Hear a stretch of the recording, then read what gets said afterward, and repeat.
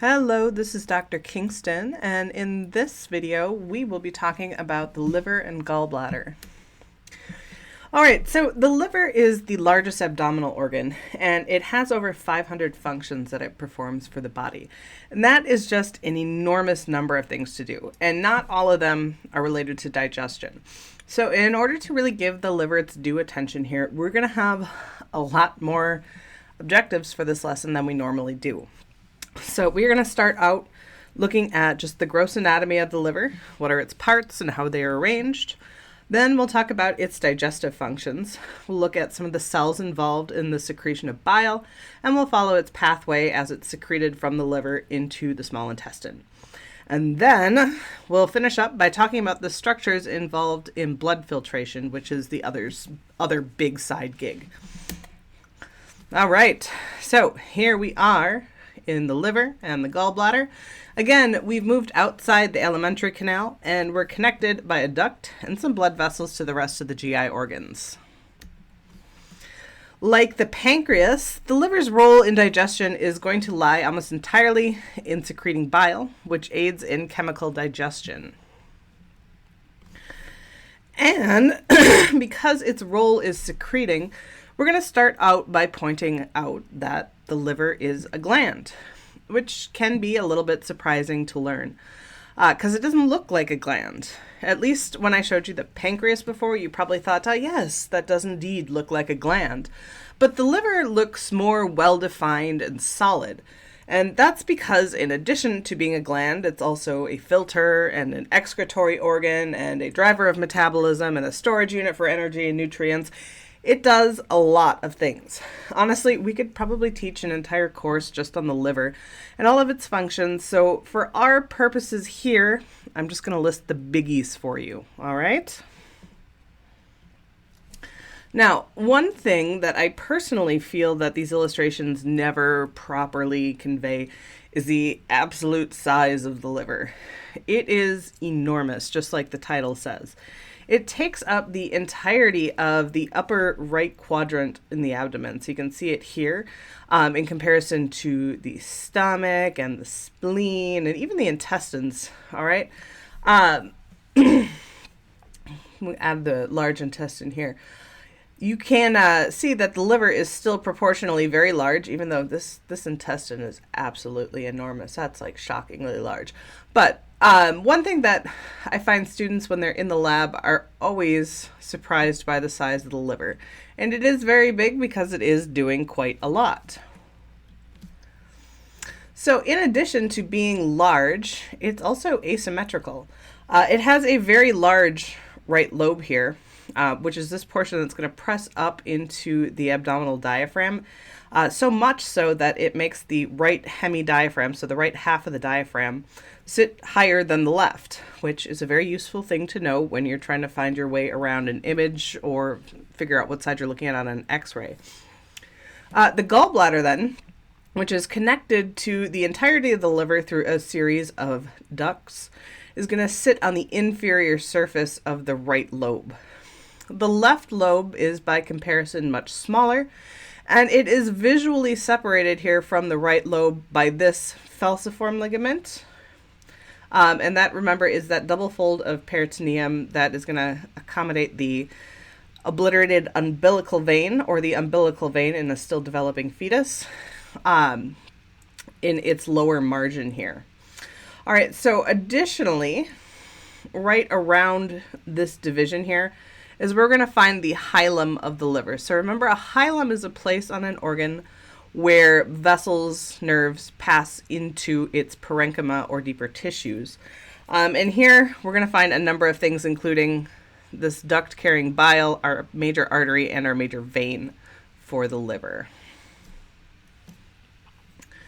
All right, so continuing on with the gross anatomy here, we are going to flip the liver over and take a look at its inferior surface.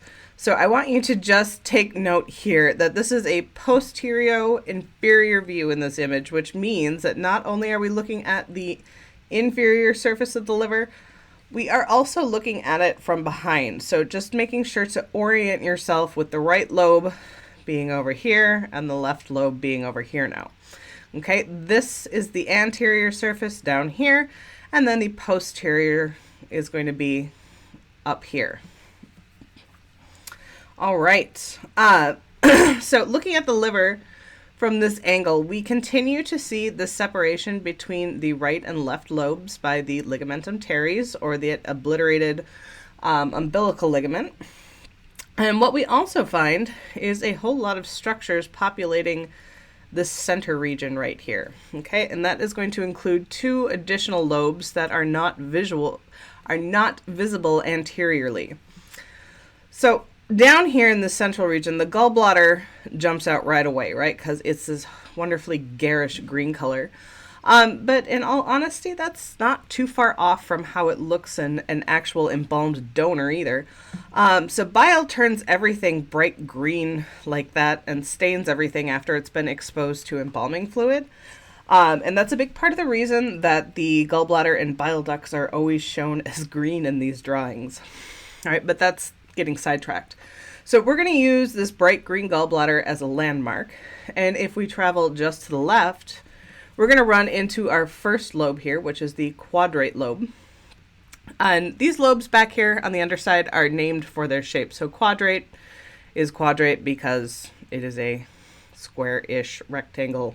Square-ish rectangle. Dr. Kingston, you're coming up with new things no one has ever said before. It's a 4-sided figure. There we go. More posteriorly, so if we keep moving up here, we're going to run into the porta hepatis. And the porta hepatis is the proper name for the liver's hilum. So this is where the liver's blood supply enters, and it's also where bile is going to exit. Even more posteriorly still, we have the caudate lobe, which, if you remember way back to when we talked about directions, caudal means toward the tail or toward the tailbone. So this gets its name because it is long and thin and it looks a little bit like a tail. It's going to sit just to the left of the inferior vena cava, which is our very large vein that carries all of the venous blood from the abdomen and lower limbs back up to the right atrium of the heart. It collects all the blood that passes through the liver for processing, and then it's going to put it back into circulation for the rest of the body. So you'll note it has some connections to the liver here. All right, so let's move on to looking at the liver's digestive functions specifically here.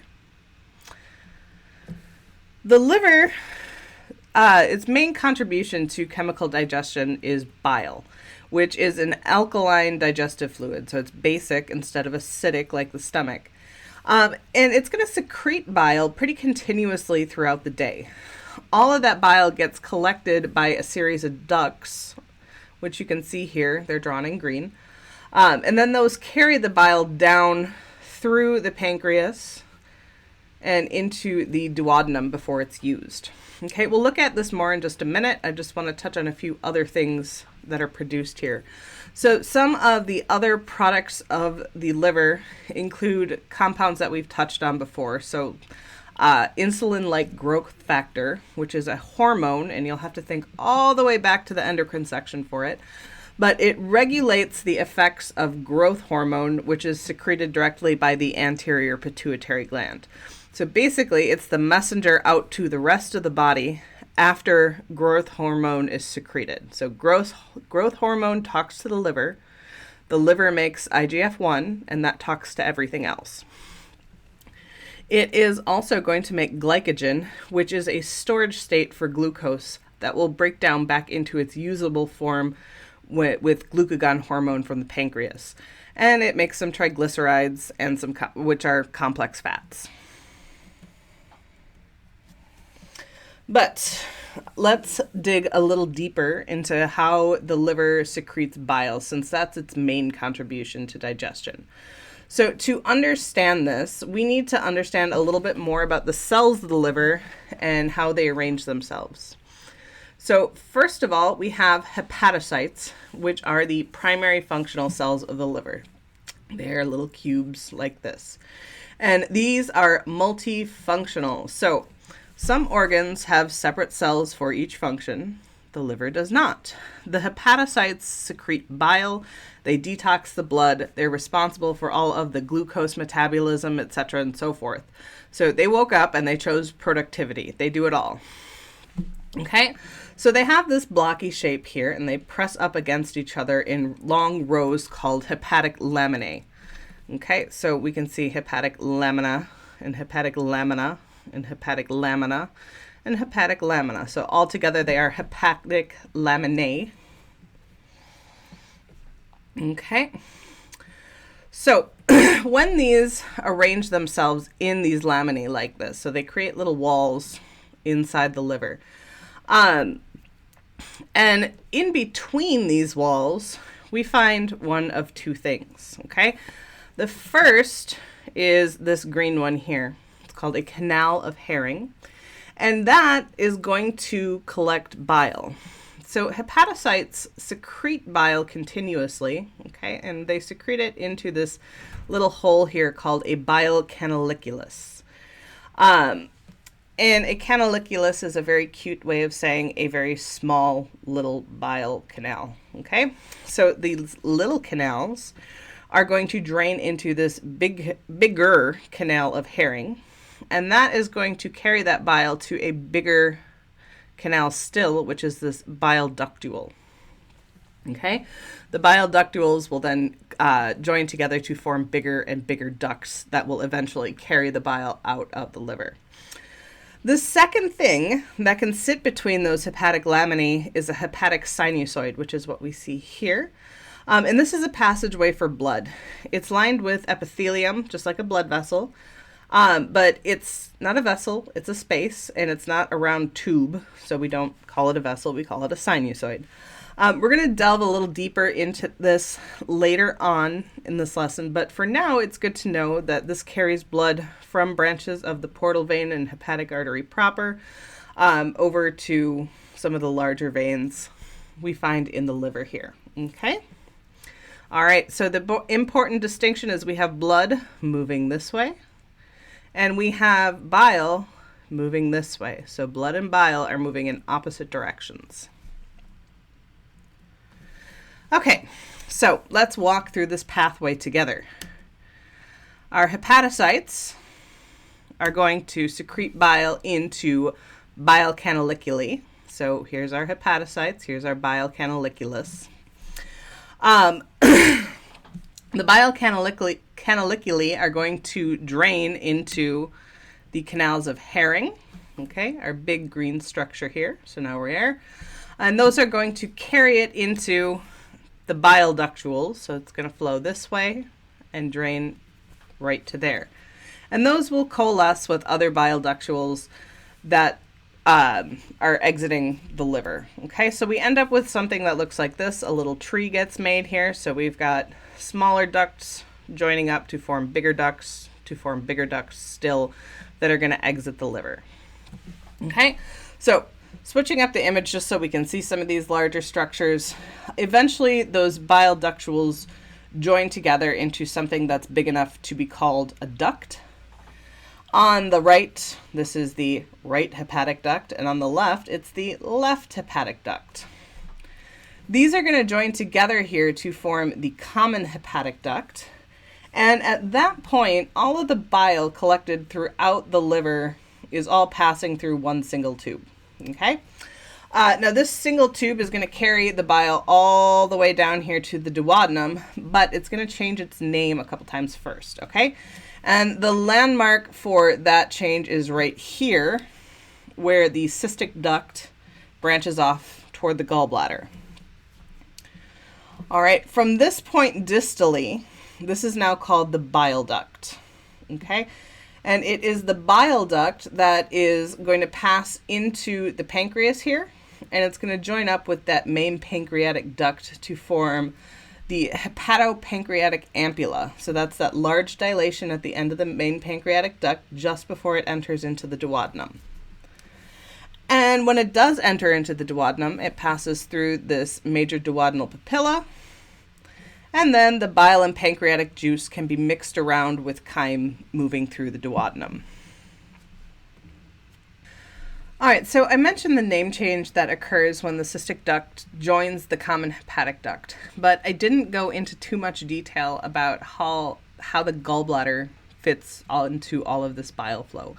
And that's for a really simple reason, and that is because bile flow to and from the gallbladder through that cystic duct happens in two directions, and it would have screwed up my lovely little unidirectional pathway that I was trying to draw for you. So it's better, I think, if I give it its own little talk through here.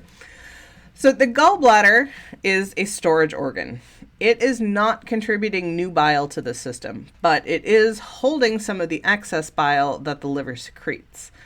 And the way that you end up with excess bile is this. You only need bile in the duodenum after a meal, when there's actual chyme passing through there. So when chyme moves in here, the major duodenal papilla opens, and we get some bile and pancreatic juice flowing through. The rest of the time, though, this little papilla is closed off, okay? It's contracted. It has a little sphincter muscle that guards it and closes it off. When it's closed, we still have bile that is being secreted by the liver. Okay, so the liver is always making bile. It gets in here and it has nowhere to go. And so it's going to start backfilling. Okay, it fills up the bile duct all the way up here until eventually it's going to backflow into the cystic duct. Okay, and from there it goes into the gallbladder and fills up the gallbladder. Okay, gallbladder fills up just like a little water balloon, but water balloons can pop if you fill them up too far, so how do we get this bile back out of here? And the answer to this is a little hormone called cholecystokinin, or CCK. CCK is secreted by the small intestine in response to chyme traveling through, so it talks to both the major duodenal papilla and to the gallbladder. It tells the papilla to relax its sphincter, to open up, and it tells the gallbladder to contract and to squeeze its walls. When it squeezes its walls, it's going to push that built-up bile from in here back through the cystic duct, down through the bile duct, through the hepatopancreatic ampulla, and into the duodenum where it can be used. Okay? This is why the gallbladder can technically be surgically removed. So you've still got this slow drip, drip, drip, drip, drip of bile from the liver, okay? But that's all you have. And that's why when you have gallbladder removal surgery, it usually comes with some very strict limits on the amount of fat and protein that you should eat at one time, okay? You don't get that nice big dose of stored up bile from the gallbladder. You just get that bare minimum little drizzle that your liver is making in real time.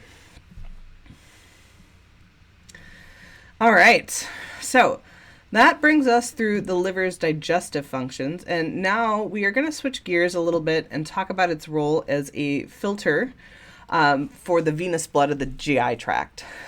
So back in the video talking about blood supply to the gut, we walked through the formation of the hepatic portal vein, right? And we talked about how all the blood returning from the GI organs is going to pass through that portal vein before going back into systemic circulation.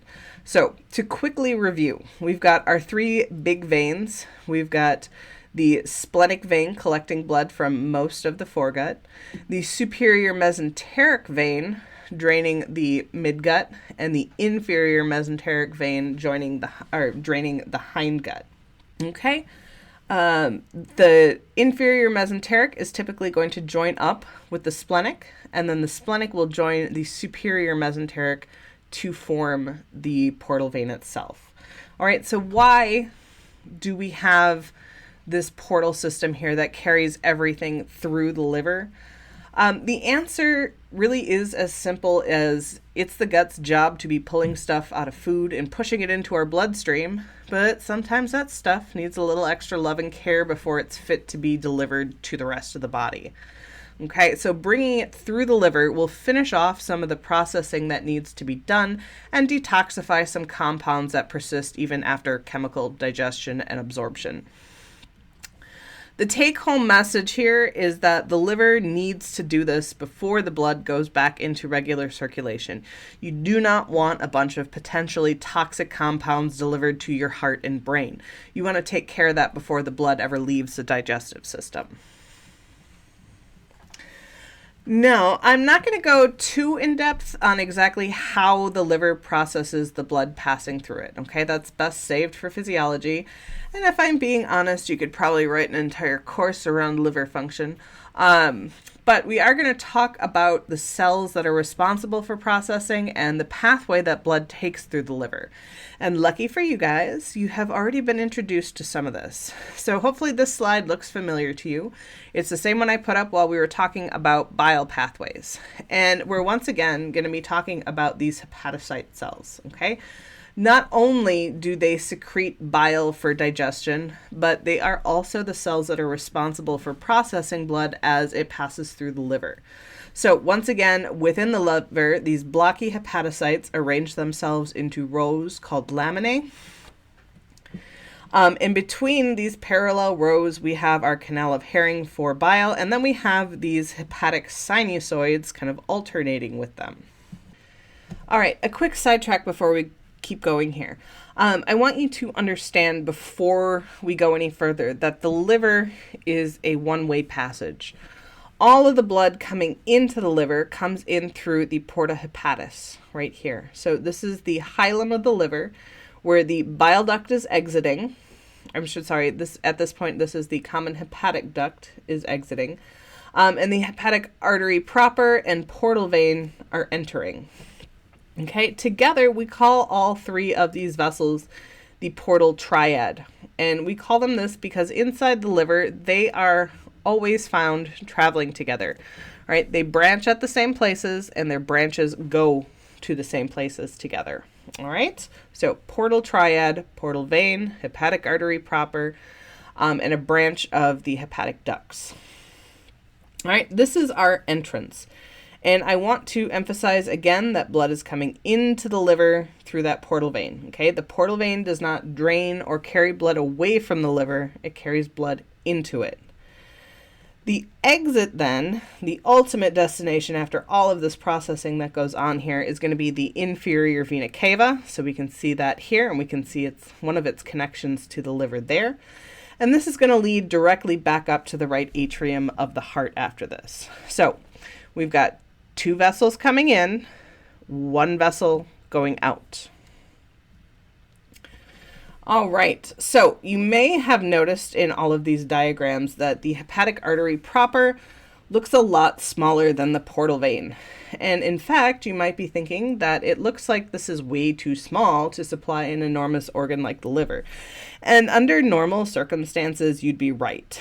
When you talked about the heart and lungs, you learn that each of those organs has a separate pathway for blood that it is acting on, so like traveling through the heart or the pulmonary system, and the blood that is actually supplying it. So the heart has coronary and cardiac vessels to supply itself, and the lungs have those bronchial vessels. The liver doesn't have a separate pathway. It pulls nutrients and oxygen for itself out of the same blood that it's acting on, that it's processing here. And that is a lot of blood. So this big honking thing right back here, here's our hepatic artery proper. It looks kind of small. And then behind it, we got this big old hepatic portal vein. Okay, look at how much bigger that is than the artery.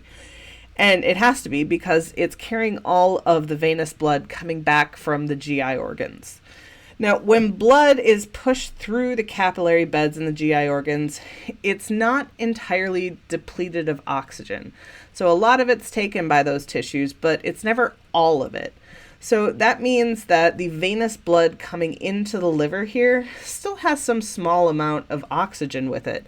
And the sheer amount, the volume of blood that moves through the portal vein and through the liver means that even that small amount adds up pretty quickly. Hence, that's why the hepatic artery here can be so small. The liver does not need that much fully oxygenated blood to make up the deficit. All right, so let's take a look at what happens when blood enters into the liver through our portal vein and hepatic artery proper. So first off, those big vessels are going to split into smaller and smaller branches as they move toward specific sinusoids. Eventually, you have one portal venule, so venule is a very small little branch, and one hepatic arteriole here. Okay, and those are going to empty into a single sinusoid. So the oxygen-rich blood coming from that arteriole is going to mix with the oxygen-poor blood coming in from the venule. Okay, and the liver is going to treat that all as if it's one big thing. Now, the job of the sinusoid specifically is to carry the blood that is entering over here from branches of your portal vein and hepatic artery proper, and then carry it along past all these hepatocytes so that they can secrete their enzymes and transport proteins that they use for processing directly into the blood. Okay, so the blood moves past your hepatocytes send out their chemicals that they're using to process your blood. And all the while, the blood is moving along the sinusoid toward its goal here, called a central vein. Okay, so once blood has reached the central vein, it's going to go into another branching structure where these are going to join together until eventually they form hepatic veins, which are going to drain directly into the inferior vena cava. All right, if you are like me, you're probably looking at this picture and you're wondering why we've decided to call this a central vein when it is clearly sitting at the end of a straight shot pathway. Okay, so this is a very stylized diagram. So let's add on a few more sinusoids and take a broader look here at how they are set up. All right, and what we can see in this image is that the central vein really does sit at the center of a number of different sinusoids. Okay, so sinusoids here are purple, and then they are separated by these brown hepatocytes arranged into hepatic laminae. All right, this unit that is kind of situated around our central vein here is called a hepatic lobule. And these are typically hexagonal in shape. So you have one central vein surrounded by 1, 2, 3, 4, 5, 6 portal triads, one at each corner of this hexagon. And those all connect to sinusoids that will drain into the central vein. Now, this is a great anatomical division, all right? It divides up the liver into neat little hexagons, and who does not love something that divides up nicely into pretty shapes like this, all right? But it's actually a pretty poor functional description of how the liver is actually set up to work. And that's for the simple fact that all of these portal triads don't just drain into these specific sinusoids. They're also draining to other adjacent hepatic lobules, okay? So you can see there would be one portal triad here that would be draining to 1, 2, 3 separate lobules, right? So yes, we have connections to some sinusoids draining this way, but because we've got others coming off the other direction, we need another idea of how to separate the function of the liver cells here. All right, these functional divisions are called hepatic acinuses, and a single one will be called hepatic acinus. These are diamond-shaped divisions, so you can see the diamond drawn on here, and they're going to include 2 central veins and 2 portal triads each. Now, if you're looking at the illustration here, we've got the big purple spots in the center that are representing the central veins, and then the smaller red and blue spots are representing the portal vein and hepatic artery branches, the portal triads that surround them. Those relationships that we saw, so those 6-sided hexagonal lobules, are consistent. Those are real, but they're not the functional division. I hope that makes sense here. Now, the functional division, or the acinus, is mapped on here by the purple lines. So you can see it's diamond-shaped. We've got a central vein on the 2 long corners, and the 2 sharp corners, I should say, and then we've got the portal triad branches on the sides, making up our other corners. Okay? These portal triad branches are going to anastomose, so they're going to have some little connections between them along this border here too. Let me draw that on. There we go. So we have an anastomosis there. And what that gives us is a blood flow pattern that looks kind of like this. Okay, everything is coming in from this border to flow toward these two central veins.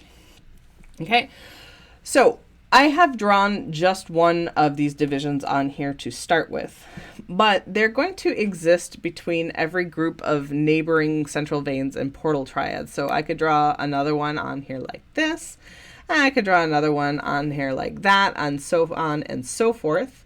But for demonstration purposes, I'm just going to bring us back to 2. All right, so we've got all the blood from these vessels traveling through sinusoids to reach our central veins. And as that blood is traveling through those sinusoids, that's where all the processing and filtering and detoxifying is done by the hepatocyte cells.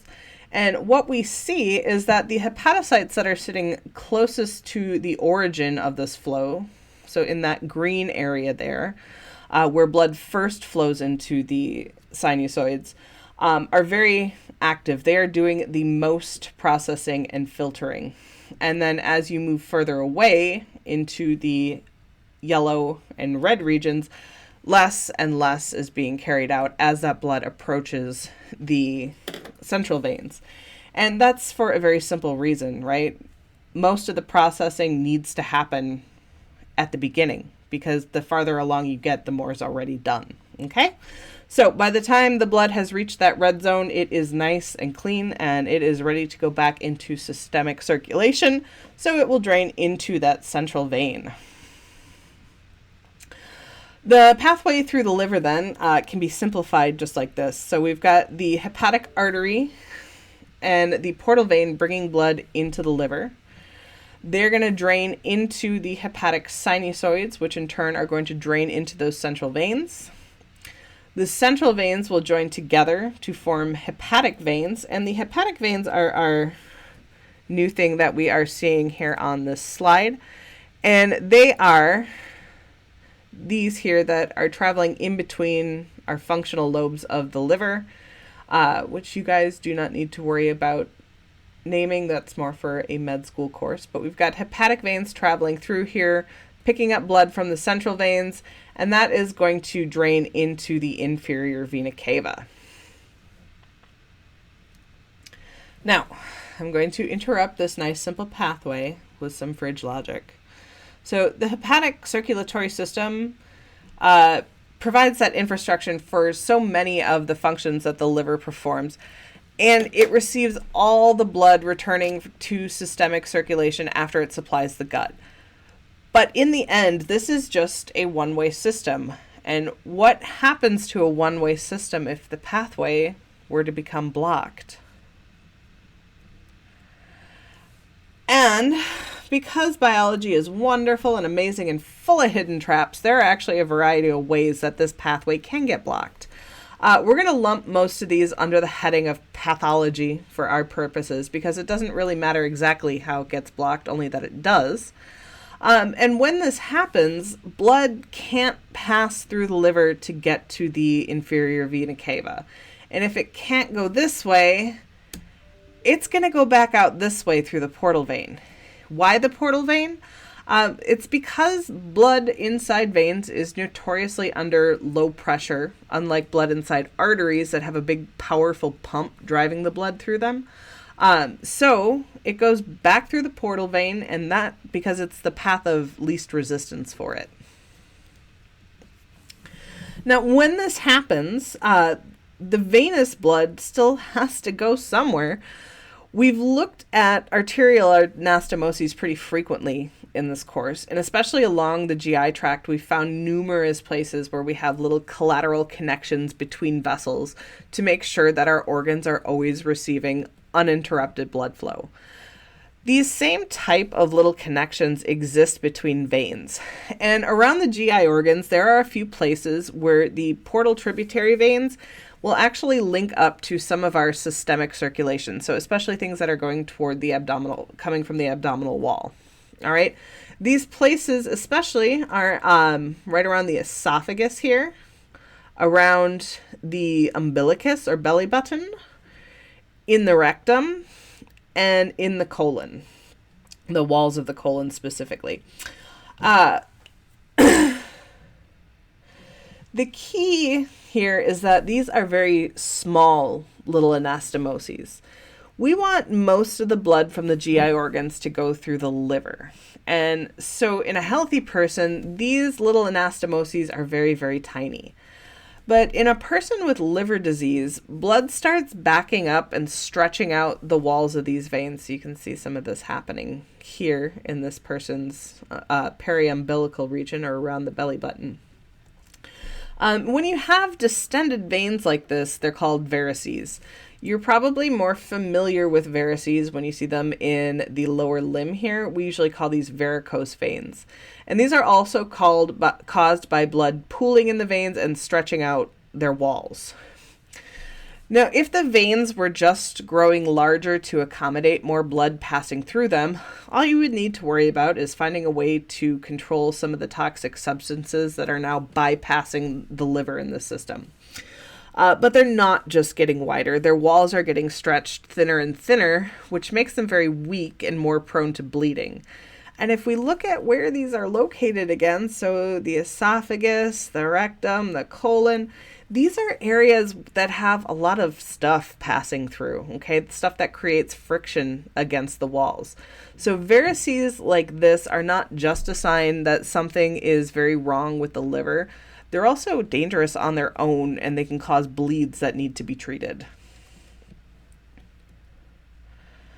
All right, that was quite possibly the longest tour we've taken of any digestive organ, but that is going to bring us to the end. Once again, here is a review slide for your use while studying. And let's do one practice question to end up here. The bile duct is formed at the juncture of which two structures?